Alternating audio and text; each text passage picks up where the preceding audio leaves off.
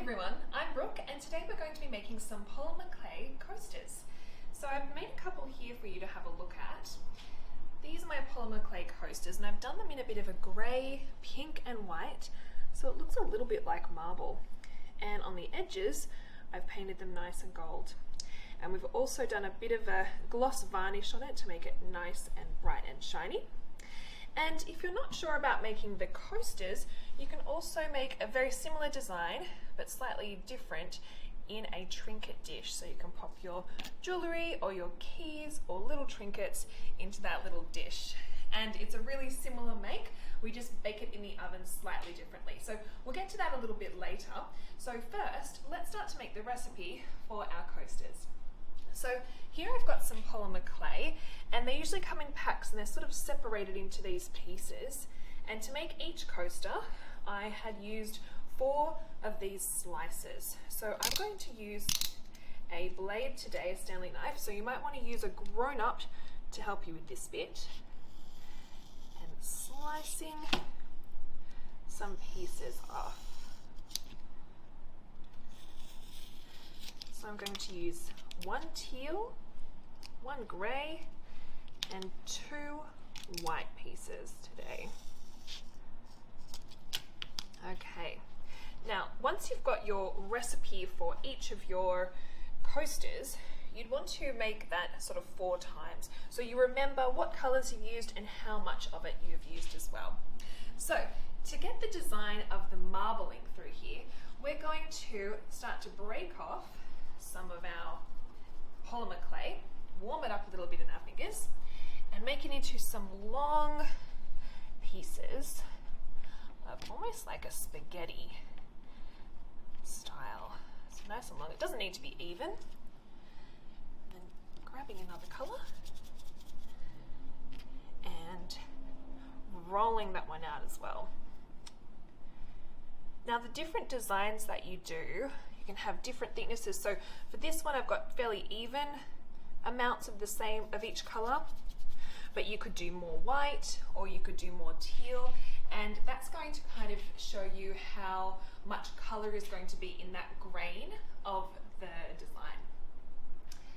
Okay, so I've got 3 long spaghetti pieces here,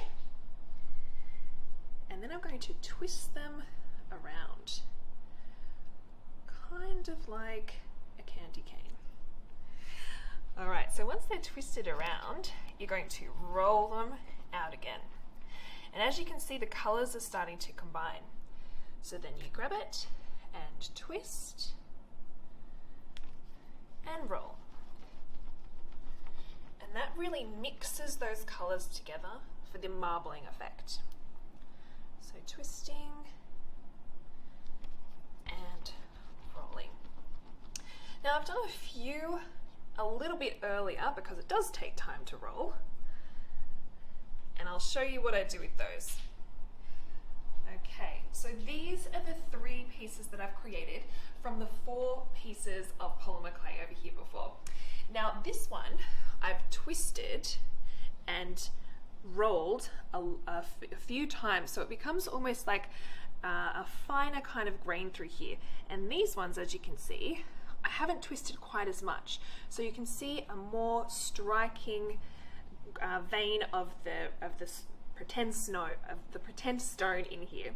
So I'm going to now start to mix those together. So I'm going to roll that out a little bit. Same with this one. And we're going to start to combine them. Okay, so we've got the 3 pieces there. As you can see, all of the different designs is going to help give a really interesting effect of this pretend marbling. Okay, so there we go, rolling it through again. Now I've got a large piece. So this is all 4 pieces of the polymer clay, twisting and rolling. Now it's totally up to you how much you roll and twist and what sort of design you would like it to be. I like my design to have some really fine pieces of marbling and then some more striking strong pieces as well, but it can be completely up to you how often you'd like to do it. If you just want it more, you just keep twisting and rolling. So this is going to be the last time that I do it.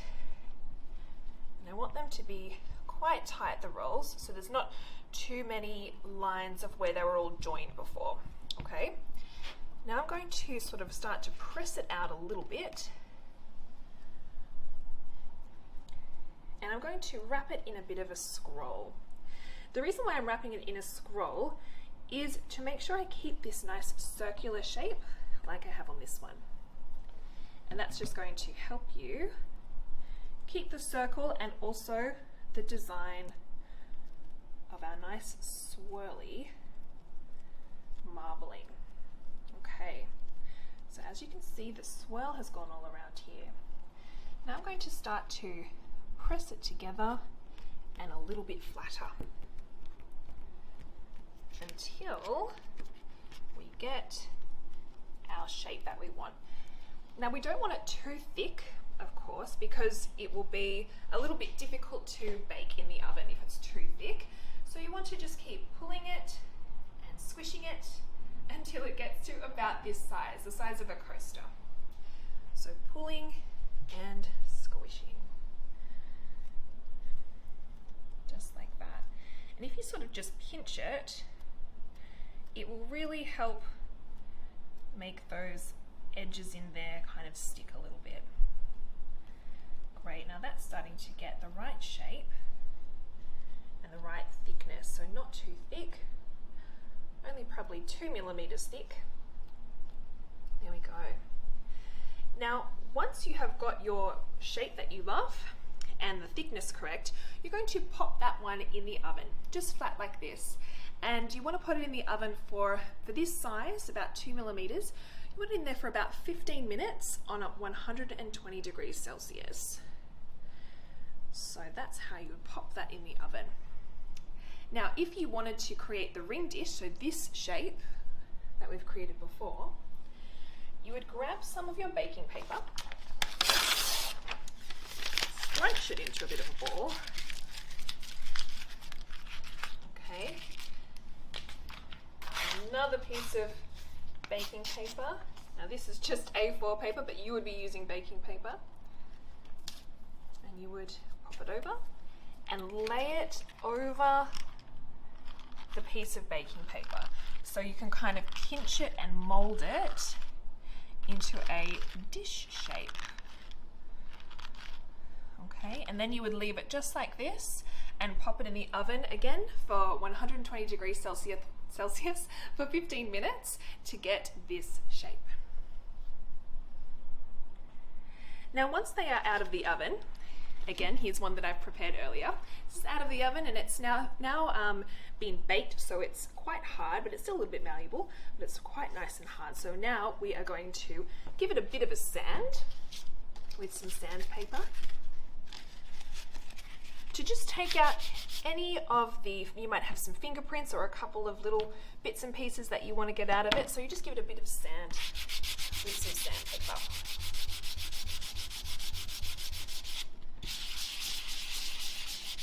It can be a rough sand, or if you'd like, you can take it all the way back so it's perfectly smooth. I think that's okay. I did sand it a little bit earlier today, so we're pretty good on that one. Then, once we've sanded it and given a bit of a clean, we are going to use a varnish to make it nice and shiny. So I've just got a varnish here today that I've picked up. It is for the polymer clay. It's not food grade. I think you can get food grade ones, but these are just coasters, so they don't need to be food grade. And then we dip a little bit in there and then painting straight on. The great thing about the varnish is that it really brings the colors of the clay out. So as you can see there, it's really started to show these nice, beautiful colors and brighten them up. Just like that. On the other coasters, I've done 2 coats. We're just going to get one done today because it will take a little bit of time to dry. So I've got 1 coat on there. On the other ones, we can pop 2 on. Just needs a little bit of time to dry in between. So we've got our nice shiny coaster now. The last thing that we're going to be doing is our gold edging. got a little bit of gold paint here and a nice small brush. And you want to very carefully paint around the edges. I did 2 coats on the other one as well, but you can do what feels good for you. If you don't want gold paint, you could use silver or another color, or even glitter. But I do love the gilded gold edge. Now these coasters or these ring dishes could make a really fun Christmas gift. Or if you wanted to as well, you could put names on them and there could be place settings at your Christmas lunch table, which would be really nice. Okay, so we're going to imagine that I've gone all the way around with that one now. 2 coats, just like these ones. They're nice and bright gold around the outside. So that is our complete craft today with our polymer clay coasters and also the ring dish, which is a very similar design. So we would love to see what you come up with, so please make sure you tag us in all of your videos and I'll see you soon.